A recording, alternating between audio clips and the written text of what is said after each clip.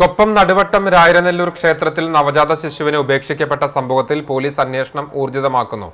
കുട്ടി ഇപ്പോഴും തൃശൂർ മെഡിക്കൽ കോളേജിൽ ചികിത്സയിലാണ്. കുട്ടിയെ ഏറ്റെടുക്കുന്നതുമായി ബന്ധപ്പെട്ട് നടപടികൾ സ്വീകരിക്കാൻ ജില്ലാ ശിശുക്ഷേമ സംരക്ഷണ സമിതിയോട് പോലീസ് ആവശ്യപ്പെട്ടിട്ടുണ്ട്. നടുവട്ടം രായരനെല്ലൂർ ദുർഗാദേവി ക്ഷേത്രത്തിൽ ബുധനാഴ്ച പുലർച്ചെയാണ് നവജാത ശിശുവിനെ ഉപേക്ഷിക്കപ്പെട്ട നിലയിൽ കണ്ടെത്തിയത്. തുടർന്ന് കൊപ്പം പോലീസ് സ്ഥലത്തെത്തി കുട്ടിയെ തൃശൂർ മെഡിക്കൽ കോളേജിലേക്ക് മാറ്റുകയായിരുന്നു. കുട്ടി ഇപ്പോഴും തൃശൂർ മെഡിക്കൽ കോളേജിലെ ശിശുരോഗ വിഭാഗം തീവ്രപരിചരണ വിഭാഗത്തിൽ കഴിയുകയാണ്. കുട്ടിയെ ഇവിടെ കൊണ്ടുവന്നിട്ടവരെയും കുട്ടിയുടെ മാതാപിതാക്കളെയും കുറിച്ചുള്ള അന്വേഷണം പോലീസ് ആരംഭിച്ചിട്ടുണ്ട്.